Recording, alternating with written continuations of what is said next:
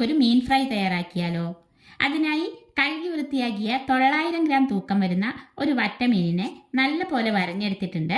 ഇനി ഒരു മിക്സി ജാറിലേക്ക് ഒരു 10 ചുവന്നുള്ളിയും 10 അല്ലി വെളുത്തുള്ളിയും ഒരു വലിയ കഷ്ണം ഇഞ്ചി കട്ട് ചെയ്തതും 10-15 കാന്താരി മുളകും 2 തണ്ട് വേപ്പില, 2 ടീസ്പൂൺ കുരുമുളക്, 1/2 ടീസ്പൂൺ പെരിഞ്ജീരകം പൊടിച്ചത്, 1 ടീസ്പൂൺ മഞ്ഞൾപ്പൊടി, 2 ടേബിൾ സ്പൂൺ എരിവുള്ള മുളക് പൊടി, 1 table spoon Kashmiri chilli, 2 spoon വെളിച്ചെണ്ണ, ആവശ്യത്തിന് ഉപ്പ്. ഇതിലേക്ക് ഒരു 2 സ്പൂൺ വെള്ളം കൂടി ഒഴിച്ച് ഒന്ന് അരച്ചെടുത്തിട്ട് വരാം. ഇതാ ശരിക്കും അരഞ്ഞിട്ടില്ല.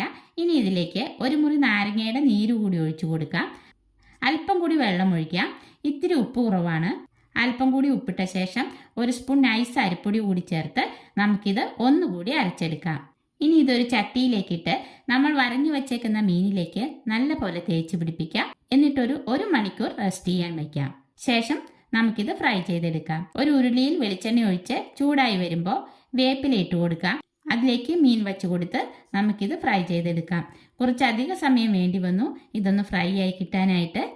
നമ്മുടെ മീൻ വെന്ത് ഫ്രൈ ആയി വന്നിട്ടുണ്ട്. ഉരുളിയിലായതുകൊണ്ട് മറിച്ചിടാൻ കുറച്ച് പാടായിരുന്നു കേട്ടോ. അങ്ങനെ നമ്മുടെ നല്ല ടേസ്റ്റി ഫിഷ് ഫ്രൈ ഇവിടെ റെഡി ആയിട്ടുണ്ട്.